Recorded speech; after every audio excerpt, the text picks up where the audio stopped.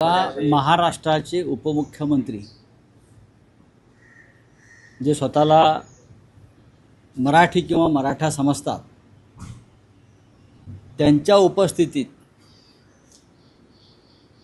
महाराणी ताराबाई यांचा वंश आणि कुळ बदलण्याचा प्रयत्न झाला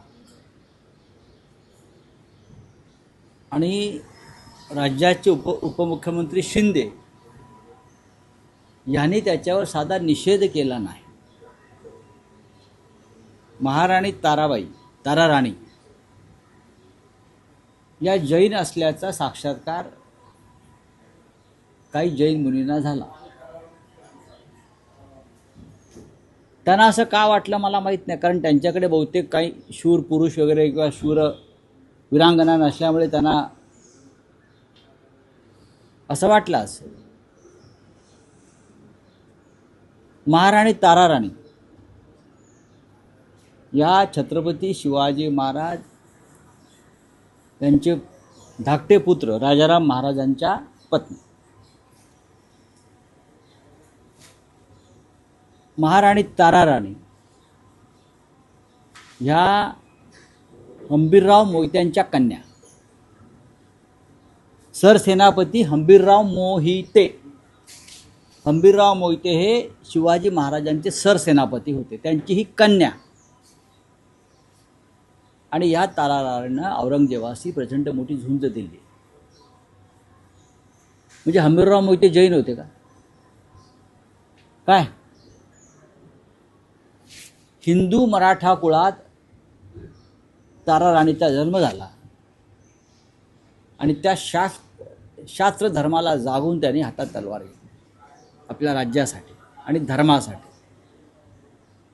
पण आता संपूर्ण महाराष्ट्राचं एक प्रकारे वेगळ्या पद्धतीनं धर्मांतर करण्याचा प्रयत्न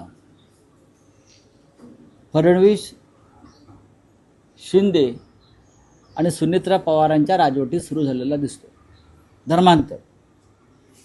धर्मांतर विरोधी कायदा आणलेला ना आपण महाराष्ट्रात। म्हणजे ते गुलाम आहेत, तुम्हाला धर्मांतर करता येणार नाही। तुम्ही आमच्या ताराराणीचं जबरदस्तीने धर्मांतर करताय,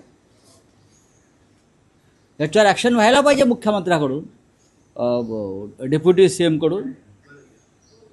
तुम्ही आमच्या हंबीरराव मोहितेच्या कन्येचं, सरसेनापती हंबीरराव मोहित्यांच्या कन्येचं, ताराराणीचं, छत्रपती राजारावाच्या पत्नीचं, झुंजार वीरांगना ताराराणीचं धर्मांतर करण्याचा अशा प्रकारे अधिकार तुम्हाला कोणी दिला?